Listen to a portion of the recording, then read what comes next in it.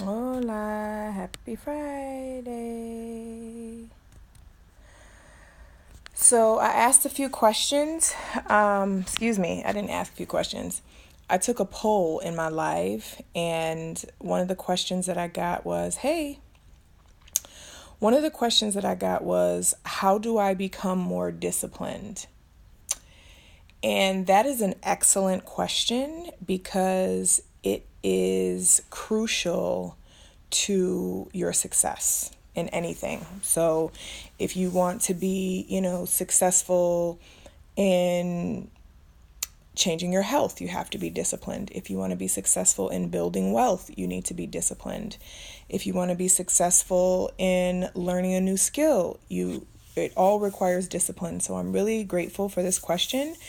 And the answer is multifaceted. It's not a one size fits all answer, but I will say that one of the main things that you can do to become more disciplined is to be, first of all, you need to figure out why you want something, what it is that you want.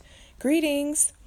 You have to be really passionate about the thing that you're trying to become disciplined about, okay? Because if you haven't decided that it's something that you really want or you really need to do, good morning, then you're not going to be disciplined about it, okay? And so what I find with human beings, humanity in general, typically and somewhat unfortunately, we don't necessarily become disciplined with things until there's a problem that needs to be solved.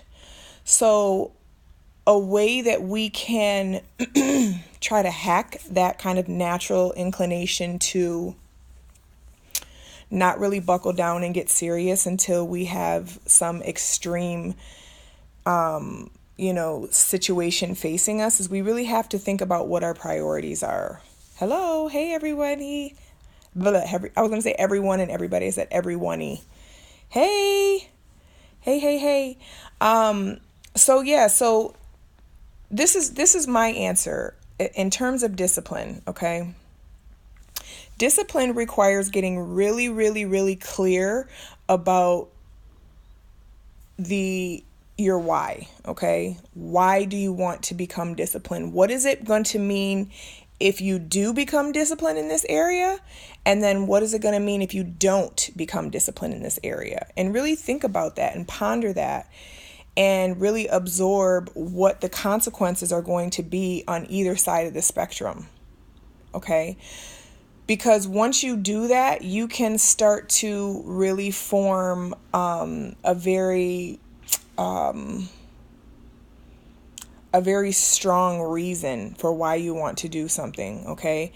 Discipline also requires commitment, and it requires focus, and it requires practice. Just like everything else, it requires consistency. We have to do things consistency. Excuse me, because the thing about discipline is we might not see huge changes. Most of the time, what discipline is being willing to make a change in our behavior or our thinking or the action that we take, even when we're not seeing huge changes on a day-by-day basis, okay? Because big change is incremental. You don't just have a huge change overnight. Huge changes and huge transformations are the result of incremental steps, incremental little decisions, and really evaluating every decision that you're making throughout your day and saying, is this getting me closer to my goal or is this pushing me farther away?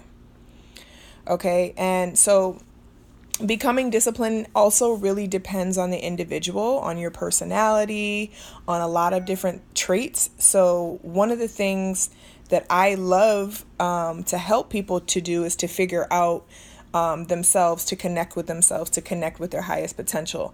So I definitely recommend, I do offer perspective alchemy sessions, which are helpful. And I'm also rolling out my personal development, which is over on transformation period. This is so true. I lost myself in something very huge, but I was commuted, but didn't think of the discipline more than the commitment. Yes. I'm not sure what I was commuted, but didn't think of the discipline more than that. Commitment. I agree with that. I think I understand what you're saying. But yeah, discipline is being willing to make changes and have integrity. You got to really sit down and have a real conversation with yourself and determine, okay, but I was committed. Oh, no, you're fine. Okay. Good morning. Good morning, Ebony. Yes, God. Hey, inordinate amounts of joy. Yes, God.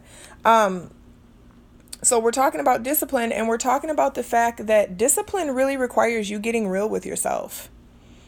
And you stop making excuses for laziness.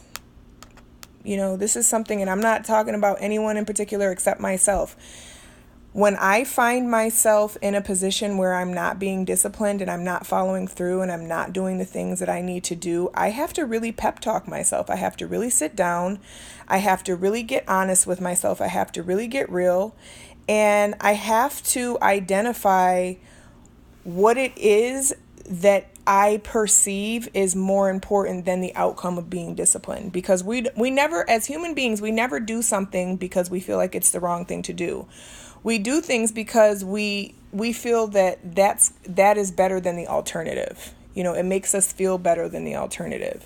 So, for example, when it comes to eating, because I'm actually journaling and creating some content around my own personal relationship with eating and food, which has kind of been exposed through my fasting. Like, what I realized is I don't have an issue fasting. I don't have an issue turning down my plate.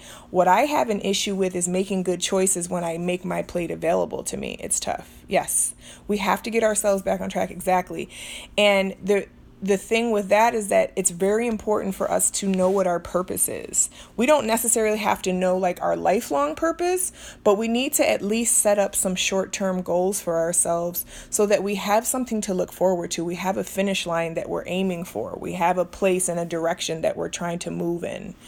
And one of the things that I realized about my relationship with food is that there is a part of my brain that is very, very dependent on food for pleasure. And, I've been really thinking about this and examining this in myself. And I'm thinking about the fact that, think about back when we were babies and, think about babies in general. When they cry, what's the first thing that parents give them for comfort? A bottle, milk, a breast, whatever, some type of sustenance, which is fine initially, but we don't always know why a baby is crying. A baby might not necessarily be crying because they're hungry. They may be crying because they're stressed out or because they're lonely or because, whatever. But when we all come into the world, we are pacified with food. Food is used as a tool to make us feel better. So what happens, unfortunately, throughout our life, because of the society we live in and because of the abundance of food, especially unhealthy foods, including sugar, oils, and fat, we got to understand sugar was not something that was available to everyone back in the day. Sugar was something that was only reserved for wealthy people. Okay. Now it's almost like it's targeted for people who are in poverty because it really takes a toll not only on your health, it takes a toll on your physical health, your mental health. It takes a toll on your determination. It takes a toll on your mood. You become a lot more angry, a lot more resentful. And so, I won't go off into that whole thing about sugar, but long story short, sugar is more addictive than heroin. Okay. And I feel like right now what I'm doing is I'm really kind of working very diligently and very intentionally to break that habit, that addiction, and I think that way more of us are addicted to sugar than we realize, and it may not be a sweet tooth. It may be breads. It may be coffee with creamer in it. It may be, your crackers or your snacks or things like that. Yes, God.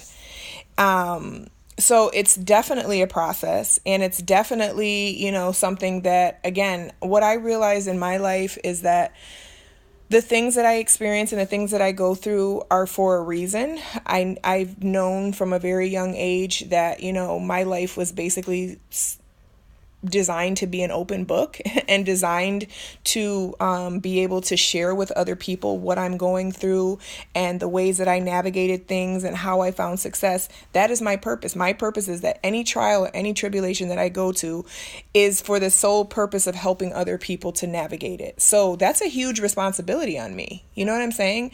That's almost like I was talking to God the other night and I was like, you know what, God, like, sometimes I feel like it's not fair. Like sometimes I really feel like I have to have so much integrity. And, it feels sometimes, to be honest with you, it feels like a burden because I'm like, why do I have to be responsible for everybody else? And I know I'm not responsible for everybody else, but it's more like my purpose is connected to the way that I can impact and the way that I can serve and the way that I can be transparent about the things that I go through, because I do understand that everything that I've gone through and everything that I will go through and everything that I'm going through right now is not in vain. Okay. I understand that.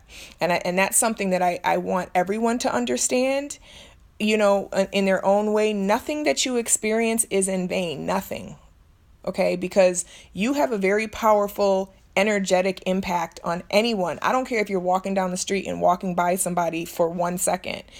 Your energy is rubbing off on that person in unseen ways. We're in the third dimension. We see and feel and touch. We're based on the 5 senses, but don't ever get it twisted and think that that's all that there is.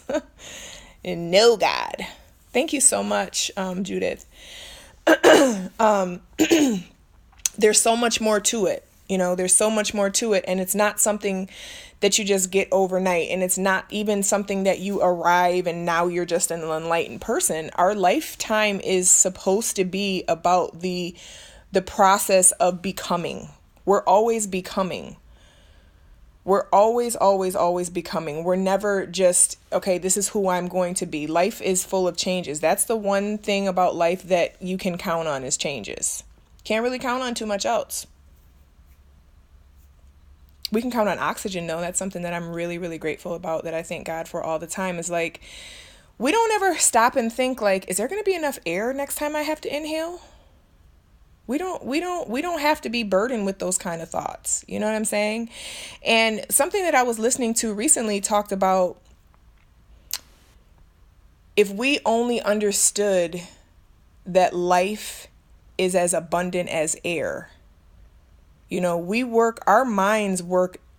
So that's the thing about like our minds, right? Our minds have different parts of them. Like physically, they have different pieces. Like they have the hypothalamus, the pineal gland, the hippocampus. I don't know.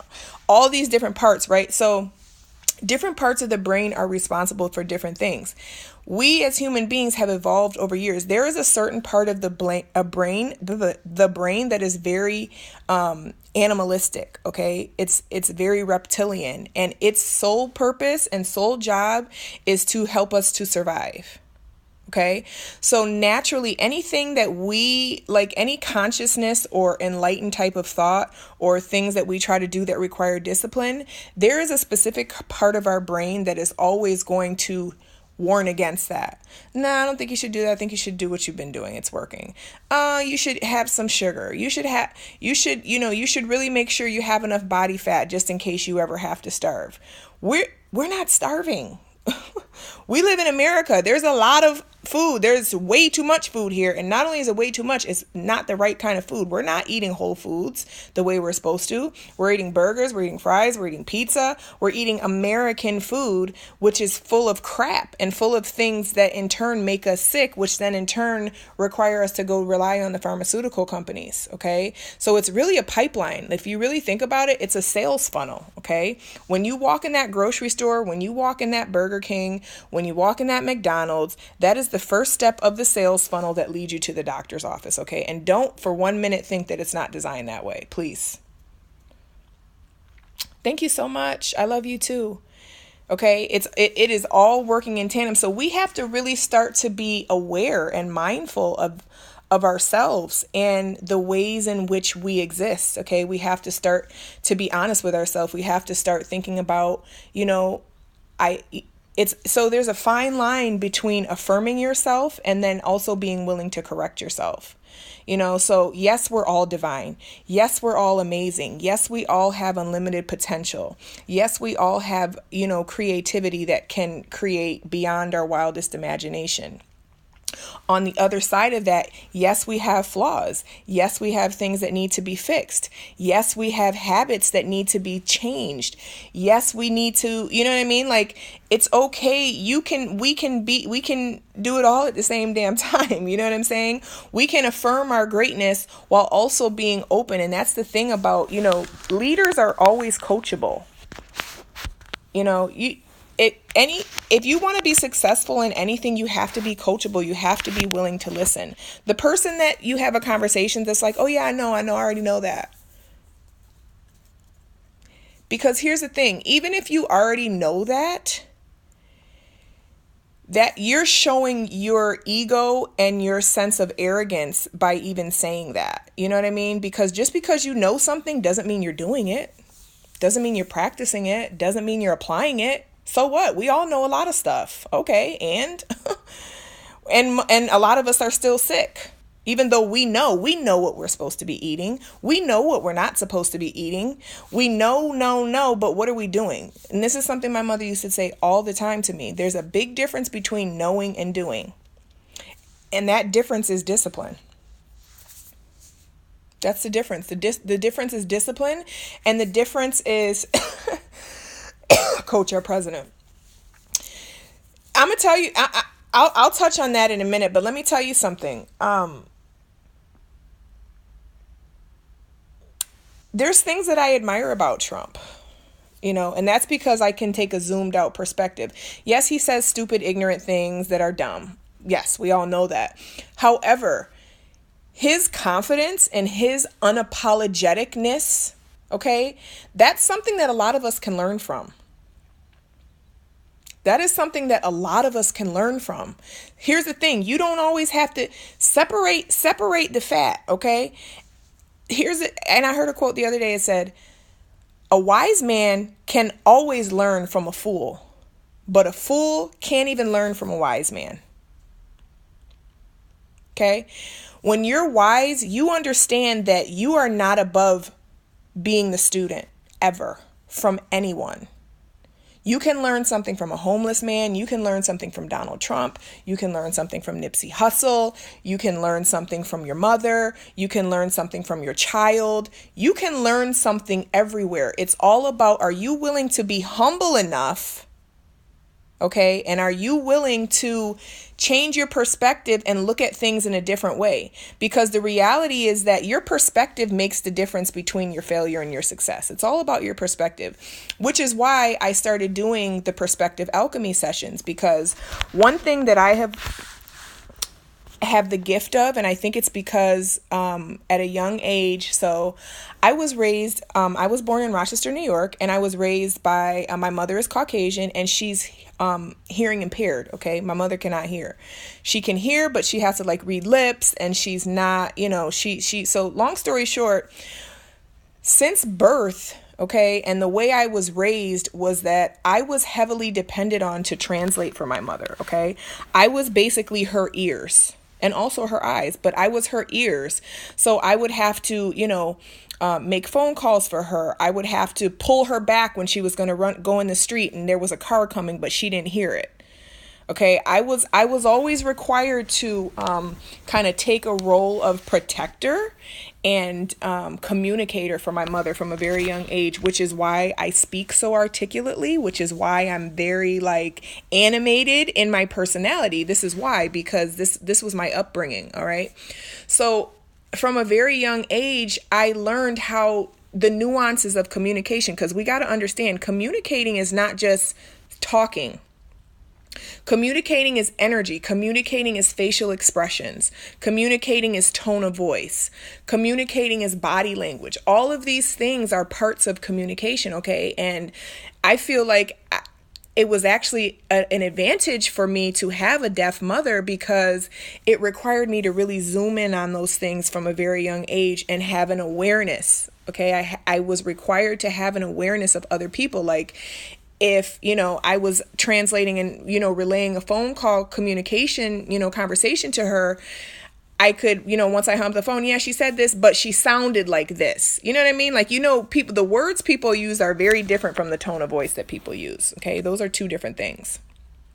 I'm going to take that down. Is there another question? Hold on. Oh, there's another question. Yes, God. Okay. I'll get to that in 1 second. So because of that skill that I had, what I found throughout my life is that I was always able to really have really deep connections with people. Okay. I was always able to kind of see beyond what they were saying. So this is a skill that I realize now at the age of 38 that God cultivated in me to be able to help people.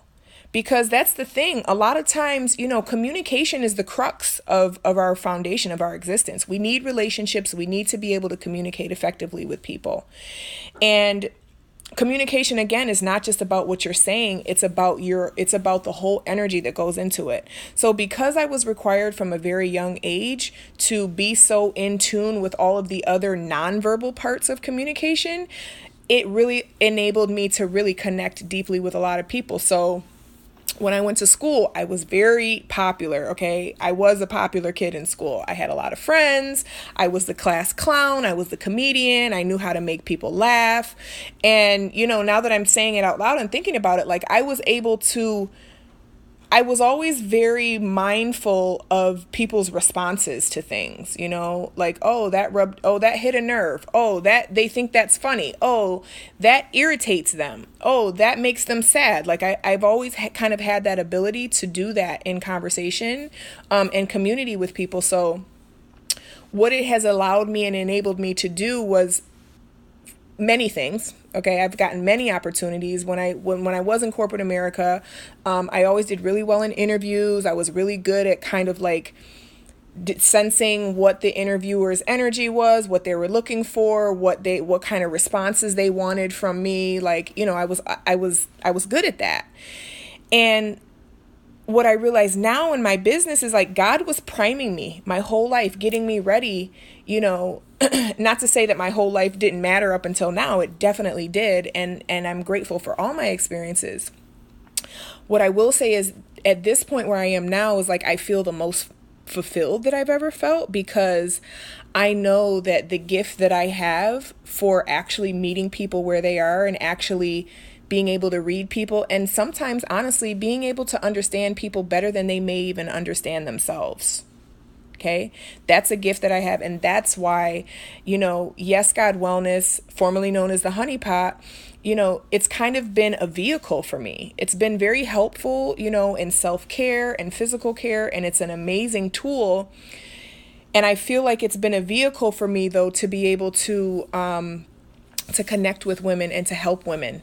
And so, my personal development business that I'm building right now is really just kind of like cutting the fluff. Like, let's get to the main point. Let's go straight to the gift. You know what I'm saying? Do you feel that you were able to hone in on some of the sensitivity? Yes, definitely. I definitely was able to do that. I was able to sense.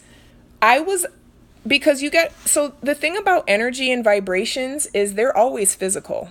They're physical too. So you can feel vibrations, definitely. And even my mother was more sensitive, because when you're missing one sense, other senses are heightened, right? So like my mother, her hearing was off, but like her vision was amazing, and she was really good at sensing things like that. They call it the sixth sense, your intuition. Both me and my mother really cultivated that, let's see, physical vibrations can't hear as well. So it helps. Exactly. So not only could I feel vibrations, but I could pick up on micro expressions that other people might not necessarily pick up on. Like, how you're in a conversation with someone, and it's actually Jay-Z that has this quote, and it's like, come on, dog. Like, you don't see my face? I'm uncomfortable, dog. Like, I don't know you. Like, and you ever be in the situations where you're like embarrassed for people because they have no awareness of the way that they're making someone or you uncomfortable. You know what I mean? Like, they have absolutely no awareness of it. They're just sitting there and they're going on and on and on and on, and you or the person is just like, yeah. Like, their responses are dry. Their body language is like, I'm about to go to, you know what I mean? Like, all that stuff. Like, those are vibrations too. You know what I mean? Like, you can see that. You can actually, if you're tuned in, you can immediately, just by a person's tone of voice, you can immediately have insight to how that person is receiving you. Immediately. So, you know, that's the thing. Like, awareness is a really big, it's like the foundation. And so just circling back around real quick to that first question about being disciplined. In order to be disciplined, you first need to be aware. Hey, you first need to be aware. The first step of discipline is being self-aware. Yeah, everything is a vibration. Every single thing is a vibration. Even this speaker right here, this is actually a vibration that's vibrating at a different frequency. So it to me, it feels like something hard.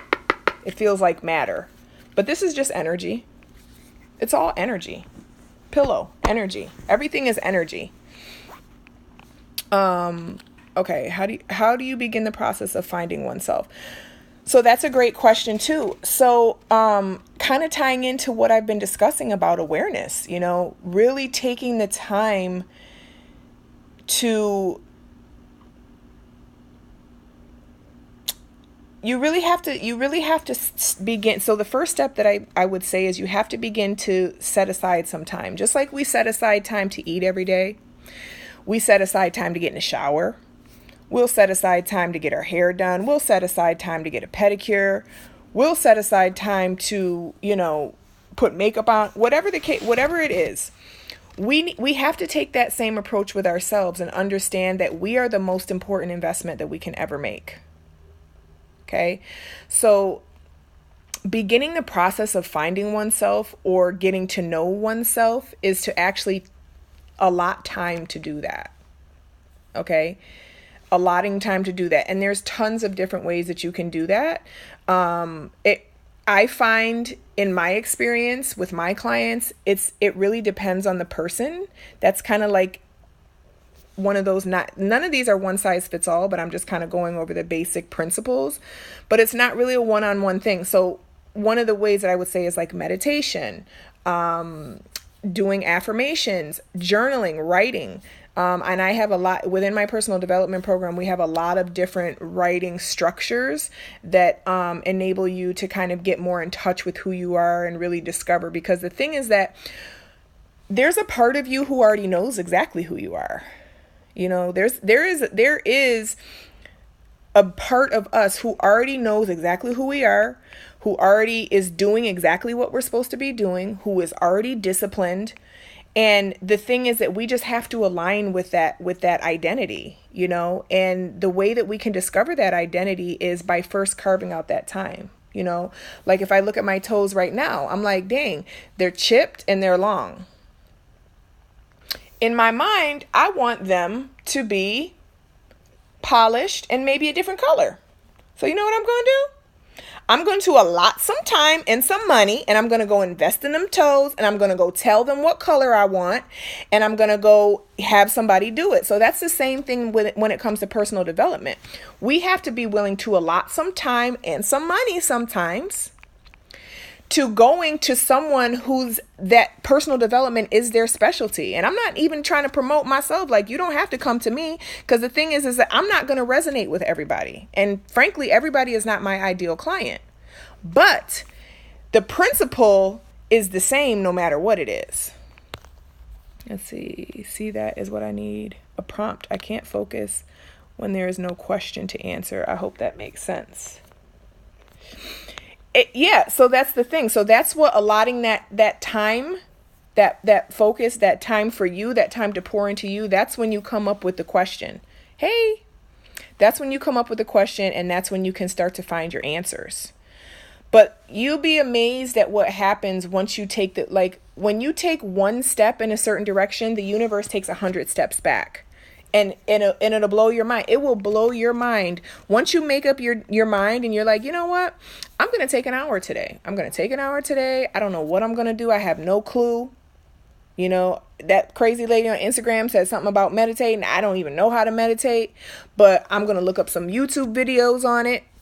I'm going to buy a course on it. I'm going to do like anything. Okay. So what happens when you start to make steps in the direction of your intention is that God will come in and show you the rest. We don't have to always know the logistics. We don't have to understand. We don't have to always know every single step that it requires. All we need to know is the first step. And sometimes we don't even need to know that. Sometimes we need to just know, I want to get these toes ain't right. That's the first step. These toes ain't right. My spirit's not right. My personality's not right. My discipline is not right. Sometimes all it takes is that recognition and being able to admit and humble yourself into saying, you know what? I don't like this about myself. I want to change this about myself. This is something that could stand to be improved. And just in that admission alone, okay, because once you've made the admission that there's something that you're not satisfied with in your life, by default, you've already created the desire. Because all you got to do is look at the polar opposite. So for example, I'm going to use my toes again because I think this is a great example if I know how to turn this around. Okay. So there's my toes, right? From a distance, they look all right. You know, they could pass in fast walking. You know what I'm saying? They might not look too crazy. But when I get up and I really take a look at it and I start to become aware, I'm like, ooh, okay, we need to fix it. And it's the same thing with your own self, you know? It's like we get comfortable with like, oh, well, it's just in passing, so nobody's going to notice. That's all right. But guess what? What goes on in the dark always comes to light.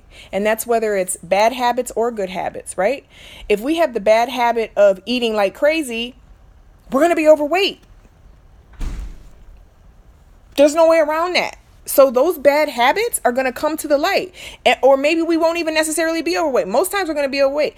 Or we're going to be sick. Or we're going to have health issues. Or we're going to have other things.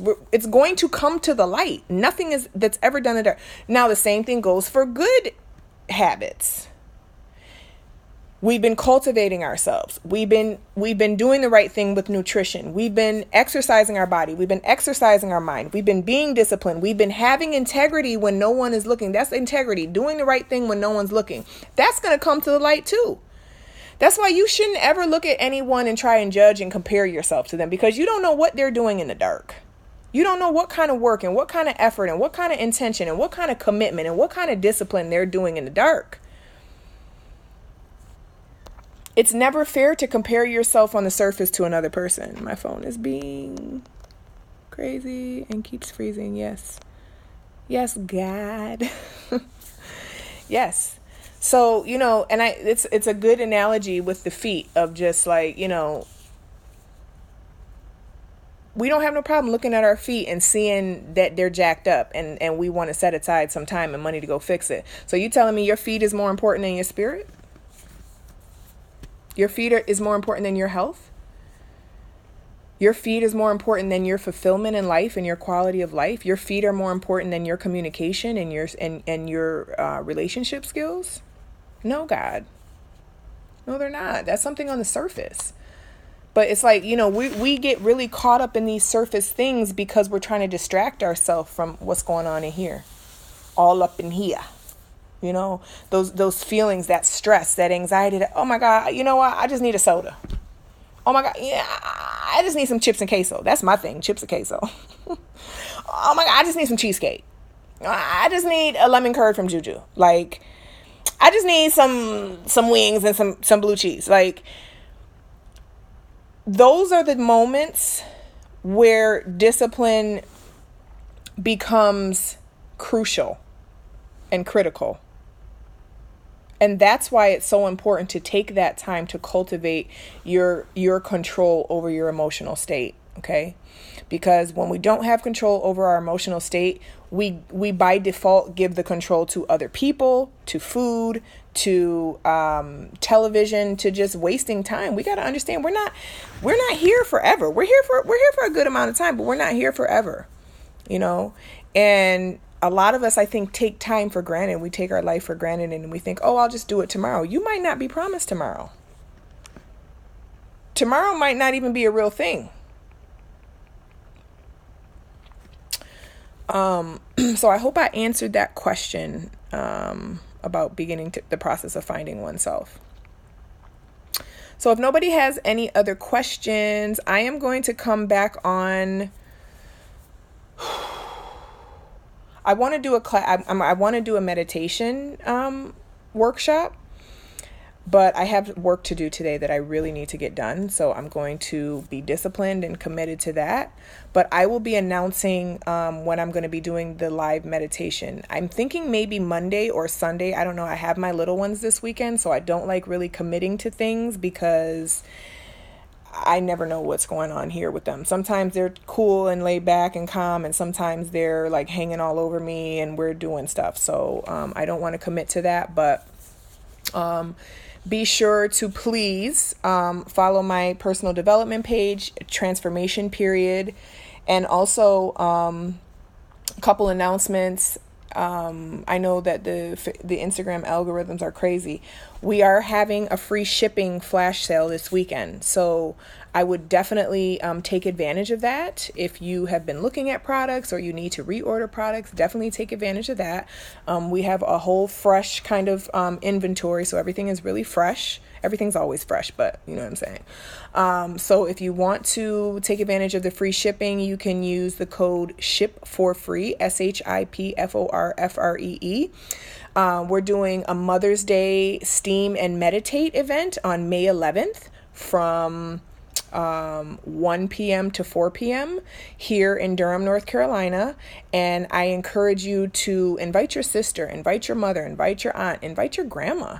You know, meditation is a huge tool. I study successful and wealthy people because that's my intention.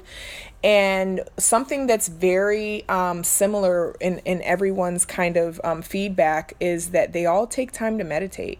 They all take time to be still because, and I'll go more into this in the meditation workshop, meditation is just simply the practice of discipline, honestly, because you're disciplining your mind.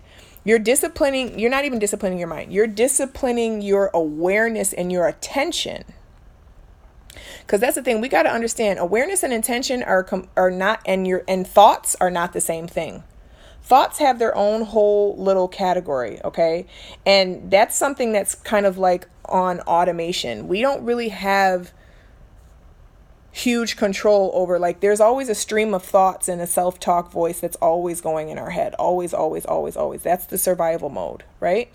But then the conscious mind is the mind that has the power to step back and observe those thoughts and make those determinations like, that's not even true. That doesn't even make any sense. What? No, I don't believe that. So we'll talk more about that in meditation. So anyways, the Sip, Steam, and Meditate event is May 11th. So be sure to, if you're in the area, I would love to see you. There are limited spots because I like to keep things kind of intimate in our gatherings. So be sure to sign up for that. That's on the first page of my website, or you can find it in a link in bio. I look forward to your future talks. Thank you so much for energy, time, and everything you're so welcome. I really appreciate you sharing your energy with me as well. There's one more, trying to think if there's one more question I'm going to pull up. I see that just popped up, but I'm trying to think if there's any other announcements. Again, I think I mentioned follow Transformation Period. If you ever have questions or, concerns, reach out to me. I'm very approachable. I'm not one of these Instagrammers that's like no DMs. You know what I mean? Maybe I'll get there one day, but I'm not there yet. So, get it while the getting's good. Let's see. There's a question. Okay, what does it mean? Okay. All right, let me pull this up. What does it mean when other people are manifesting around you what you're trying to manifest for yourself? That means that you're getting close. That means that you're on the right track. Here's the thing. This is a manifestation secret too, and we go into this in the personal development classes. You got to celebrate other people. Understand that anything that you see happening for anyone else is possible for you. Know that. Know and really, really understand that. When you see people around you manifesting what you're trying to manifest for yourself, that is nothing but a few degrees of separation. That's it. One of the most powerful tools that you can do, one of the most powerful tools that you have is your imagination. Start to imagine yourself already having manifested it. Super approachable. Oh, thank you. Thank you so much. I really appreciate that. Start to really genuinely celebrate, because I think a lot of times we say that, but then we're like, why does she get to do it and I don't? Why does she get a man and I don't? Why does she, get to, why is it working out for her and it's not working out for me? But we got to really work on checking that. You know what I mean? We got to really work on, because the thing is, even if you say that you're happy for someone, if you don't genuinely feel happy for the person, that's the other thing that I think a lot of people don't really understand.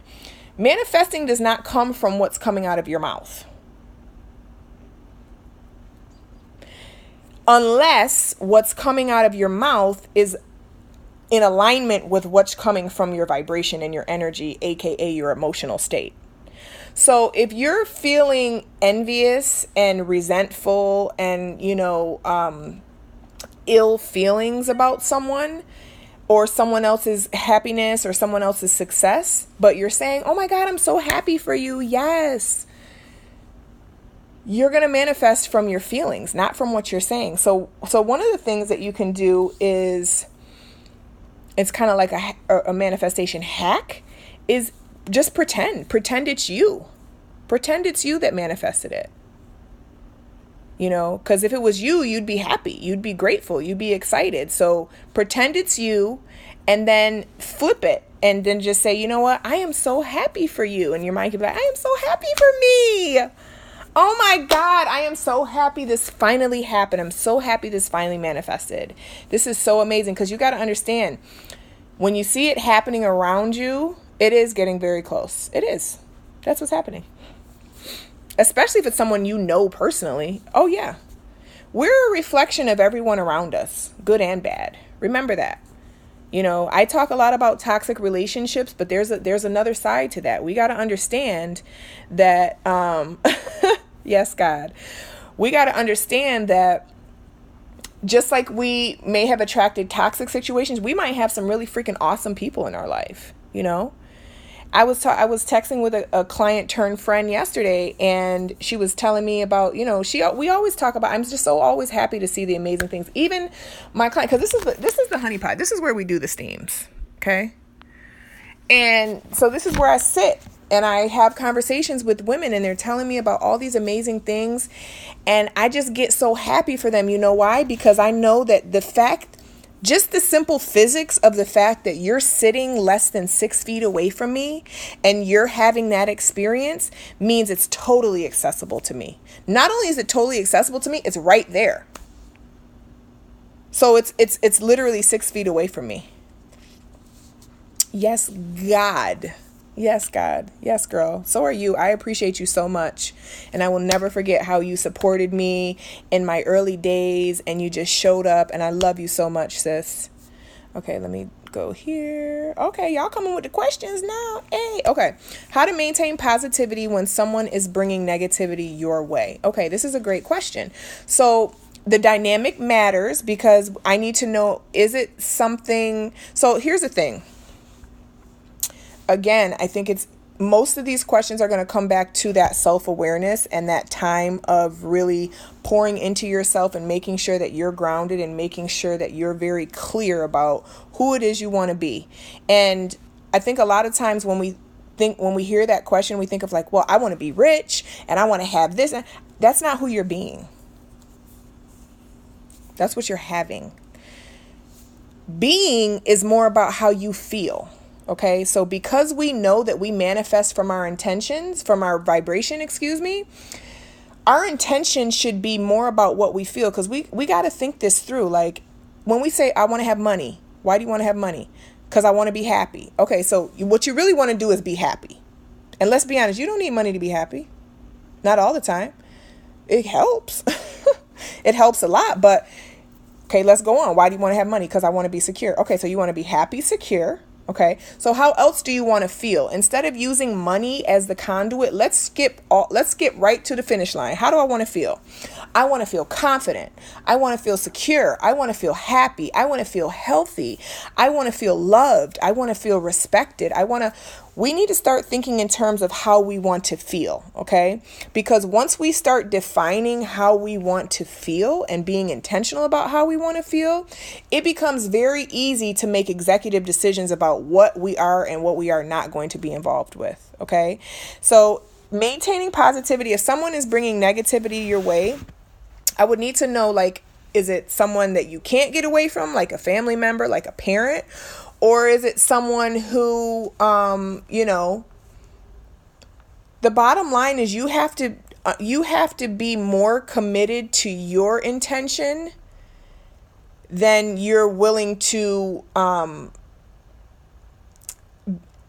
your commitment to your intention has to be more important to you than how someone else views you. Okay, if it's a parent, then the best thing that you can do, for anyone is to be the example. That's the best thing you can do. Be the best example of your own best advice. You can't say, well, I'm trying to be positive, but they're bringing negativity my way. But I am sitting there and kind of going back and forth with them about the negativity. You're not being an example of positivity.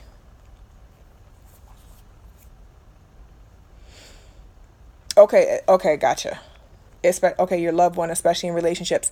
Be the example. You got to be the example. You got to set the tone.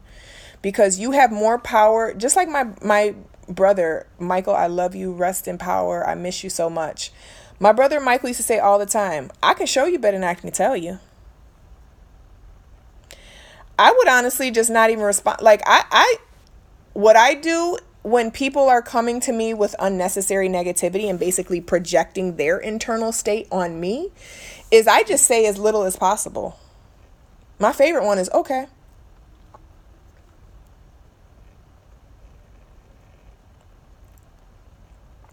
Okay. Moving on back to my focus, which is my happiness and my, and also be willing to, like I said, your commitment to your happiness needs to be stronger than anything. And sometimes that means it's stronger than a toxic, if the relationship may just be toxic. It may be something that you maybe, need to look at making some distance from. Not to say you need to cut them off or end the relationship, but distance tends to get people's attention. Well, I mean, yeah, it's all about your perspective. Negative is not good or bad. Negative really depends on how it makes you feel. If negativity makes you feel good, then relatively speaking, that's okay for you. But if it doesn't make you feel good and it makes you feel like crap, then it's not good for you, because you're going to keep creating based off of how you feel. Yeah. So if we have a lot of miscommunication with other people, that's a sign that we have poor communication with our own selves, and we don't really know how to communicate with ourselves. And that is something that Perspective Alchemy, that we work on in Perspective Alchemy.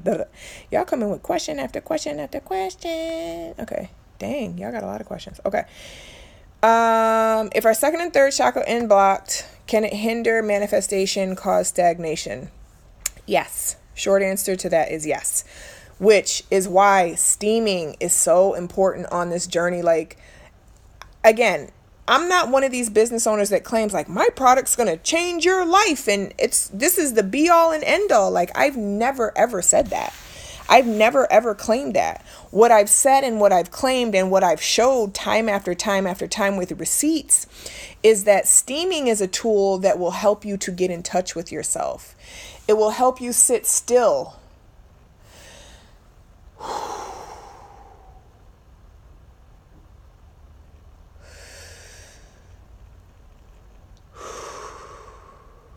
It will help you get disciplined enough to be mindful of taking deep breaths. Because we don't even realize, we're not even conscious of our breath sometimes. We gotta,